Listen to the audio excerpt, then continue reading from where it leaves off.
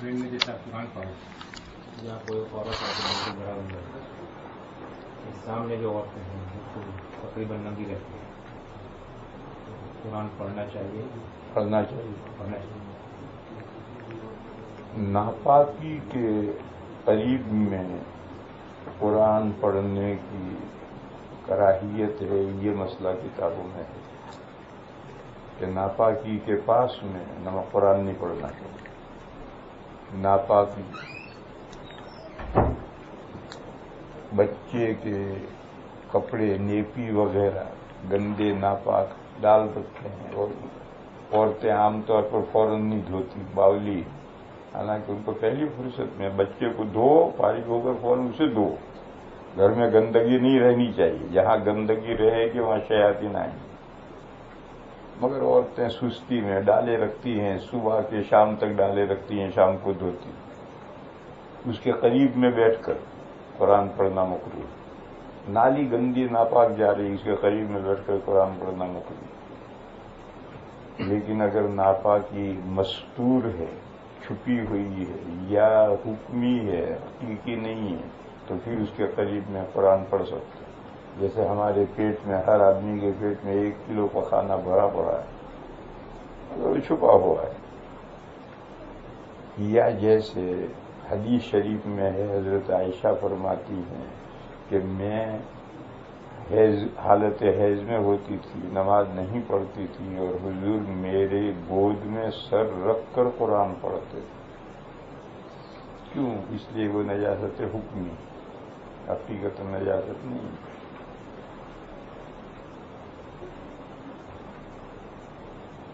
یہ ہے مسائل، لیکن یہ جو بھائی پوچھ رہے ہیں کہ بھیڑ ہے، لوگ دائیں بائیں بیٹھے ہیں، عورتیں بھی بیٹھی ہیں، آمنے سامنے بھی بیٹھی ہیں، آدھی کپڑے پہنے ہوئے آدھی ننگی ہیں، تو اس حال میں قرآن پڑھنا چاہیے یا نہیں پڑھنا چاہیے؟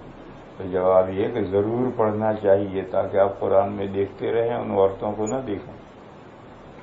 اگر آپ قرآن نہیں پڑھیں گے تو دائیں بائیں سامنے والیوں کو دیکھیں گے، لہذا قرآن کھول کر اسی میں مگن ہو جاؤ، آپ کو پتہ ہی نہ چلے سامنے کون۔ یہ پڑھنا چاہیے اسی کے قرآن۔ دوسرا ایک سوال ہے، زوال کا ٹائم کب شروع ہے؟ یہ یہاں کے لوگ بتائیں گے، مجھے نہیں معلوم۔ یہاں بھی ایک مس انڈرسٹینڈنگ ہے، 2 چیزیں ہیں، ایک ہے استوا اور ایک ہے زوال۔ شریعت میں جو استوا کا وقت ہے اس میں نماز پڑھنا مکروہ تحریم ہے۔ زوال ہو گیا، اب نماز جائز ہے، مگر لوگ بھی اور مسجدوں میں بھی لفظ زوال بول کر کے استوا مراد لیا جاتا ہے، یہ بڑی گڑبڑ ہے۔ برطانیہ میں ہم نے اس کا علاج کیا۔ ایک دن ہمارے مفتی نعمان صاحب نے ایک مسئلہ پوچھا تھا کہ مفتی عبدالباقی صاحب تھے لندن میں، انہوں نے یہ فتویٰ دیا تھا کہ 45 ڈگری سے کم اگر قبلے سے انحراف ہو تو درست ہے، نماز ہو جاتی ہے۔ اس کا مطلب انہوں نے یہ بتلایا کہ اتنے اس سے کم انحراف کے ساتھ مسجدیں بنا سکتے ہیں، اور ان کے فتوے پر ایک مسجد تو بنی بولٹن میں مسجد طیبہ مسجد، دوسری مسجد بنی لندن میں قبا مسجد، اور بھی بنی ہوں گے مجھے نہیں معلوم، کیونکہ عام طور پر یہ مکانات جو خریدتے ہیں وہ بالکل قبلہ رخ تو ہوتے نہیں، کچھ نہ کچھ ٹیڑھے ہوتے ہیں، تو وہ صفیں ٹیڑھی کرنے کے بجائے 45 ڈگری سے کم انحراف ہے تو صفیں ٹیڑھی نہیں کرتے، سیدھی بنا ڈالتے ہیں کہ بھئی 45 ڈگری سے کم انحراف معاف ہے۔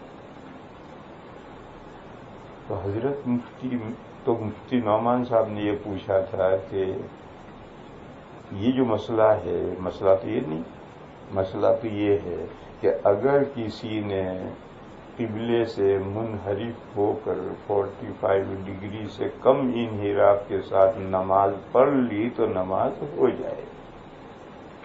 ہو جائے گی، یہ مسئلہ ہے۔ ایسی انحراف والی مسجدیں بنانا یہ مطلب نہیں ہے اس مسئلے. تو مفتی نعمان صاحب پوچھتے تھے کہ اس کا فقہ میں کہیں حوالہ ہو جہاں یہ بات لکھی ہوئی. تو فقہ میں کسی کتاب میں تو حوالہ نہیں ہوتا ہے، اور بدیہی باتیں کہاں لکھی جاتی ہیں. حضرت شاہ عبدالعزیز صاحب رحمۃ اللہ علیہ کا واقعہ ہے. ایک مستفتیہ ہے، اس نے مثال کے طور پر پوچھا حضرت وضو میں کتنے فرض ہیں؟ تو حضرت نے بھی فرمایا کہ بھئی 4 فرض ہیں. تو اس نے کہا حضرت حوالہ دکھائیے. کیا ویسے موٹی سی بات، بدیہی بات، کہاں سے اس کو حوالہ دکھائے؟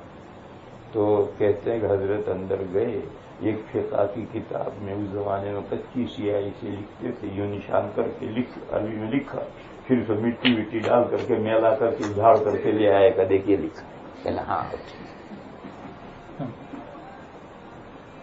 تو اب ہر بات کو کہاں سے بدیہی باتیں ہیں ان کو کہاں سے حوالہ لکھا ہے؟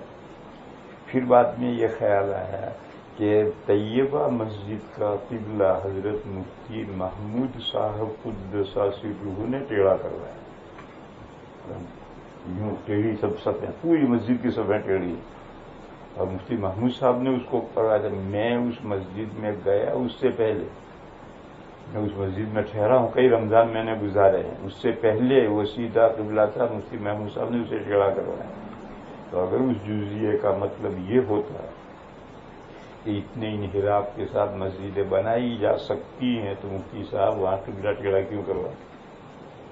دوسری مسجد، میں لندن میں جس مسجد میں ٹھہرتا ہوں، مسجد قباء، اس کا قبلہ بھی ٹیڑھا تھا. میں کئی رمضان اس میں نے گزارے.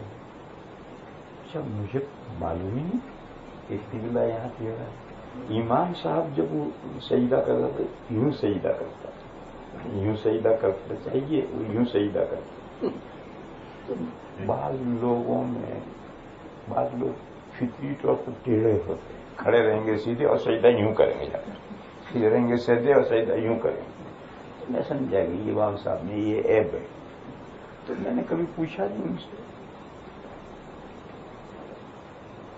بہت کئی دنوں کے بعد، یعنی کئی سالوں کے بعد، اب اس مسجد کے صفیں ٹیڑھی کر دی گئی.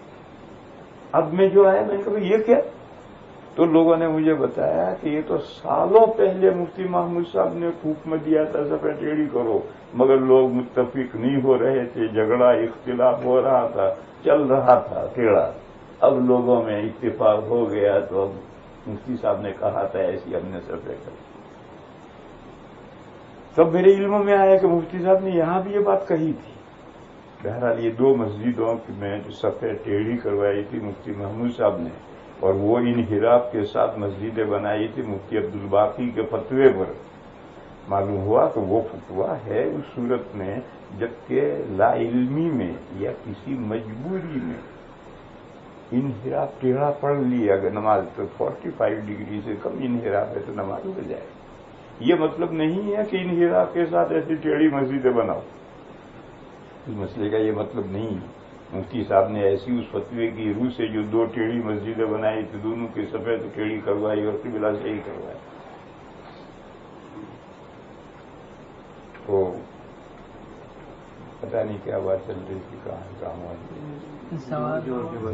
استوا. تو دوسرا مسئلہ وہاں ہم نے یہ ٹھیک کروایا. وہاں ٹائم ٹیبل کی جو نقشہ ہوتا ہے اس میں 2 کانٹے ہم نے کروائے. ایک 12 میں 5 کم پر ہے اور دوسرا 12 میں نہیں، 1 میں 5 کم پر ہے اور دوسرا کانٹا 1:05 پر ہے. بس یہ یہاں سے لے کر یہاں تک 10 منٹ نماز مکمل. اور اس کا نام زوال، یعنی اب نماز جائے گی، اور اس کا نام قبل الاستوا، اس سے پہلے بھی جائے گی. اس کانٹے سے لے کر اس کانٹے تک 10 منٹ نماز مکروہ ہے، اس کانٹے کے بعد جائز ہے، اس کانٹے سے پہلے بھی جائز. یہ سب ہمیں برطانیہ میں اس لیے کرنا پڑا کہ لوگ ان 2 لفظوں کو بولتے، زوال بولیں گے مراد لیں گے استوا، جیسے یہ زوال بول رہے ہیں استوا مراد لے رہے ہیں. لہذا یہ یہاں کے حضرات بتائیں گے آپ کو کہ استوا کا وقت جس میں نماز مکروہ ہے وہ تو کتنا ہے، بتاؤ گے تاکہ اس پر عمل کریں. کیلنڈر لو، ان کو بھی پتہ نہیں زوال اور استوا کا فرق، ان کو بھی نہیں معلوم، ابھی پتہ نہیں کیا بتائیں گے. معلوم نہ وہاں جو لکھا ہے وہ زوال لکھا ہے، استوا لکھا ہے. جب وقت شروع ہوتا ہے وہ لکھا ہے 1:05 پر استوا ختم ہو. استوا ہے نہیں اس میں، نہیں وہ استوا ختم ہو گیا، اب 1:05 ہو گئے، زوال ہو گیا. اب آپ نماز پڑھ سکتے. وہی لکھا ہوا ہے. اور زوال کا جو وقت ہے اسے 10 منٹ پہلے نماز مکروہ تحریمی ہے. 10 منٹ سے اور اوپر پڑھ سکتے. ان کے ساتھ ذرا جاؤ بیٹا، آپ جاؤ ظہر کی کتنی منٹ پہلے نماز ہیلپ کرو. ظہر کا ٹائم لیسے کہ بتا تو دیا، اللہ کے بندے جب کرتا ہے بتا تو دیا. 10 منٹ یہاں ڈائریکٹ ظہر کا وقت لکھا ہوا. زوال کو ظہر کا وقت تو کوئی ایک ہی بات، زوال کا وقت سیدھا لکھا ہوا. اس سے 10 منٹ پہلے استوا ہے، اس میں نماز مکروہ تحریمی. اس سے اوپر پھر جائیے. لیکن حضرت نے جو کہا اس طریقے سے 2 کانٹا کانٹے بنا ہوں ہوا تو ہونا مسئلہ ہی چاہیے. نہیں، جی حضرت، 2 کانٹے ہوں تو کوئی مسئلہ ہی نہیں. بس اس کے پہلے اور اس کے بعد صحیح ہے، اس کے بیچ میں جو ہے نہیں پڑ سکتے. اصل میں جو گڑبڑ ہوتی ہے وہ لفظ زوال بمانا استوا لیتے ہیں. زوال ہے نماز مت کو، زوال ہو گیا نماز مت پڑھو. زوال میں تو نماز کے بعد تو نماز پڑھ سکتے. لیکن بولتے یوں ہے کہ زوال ہو گیا نماز مت پڑھو، اس لیے سب گڑبڑ ہوتی.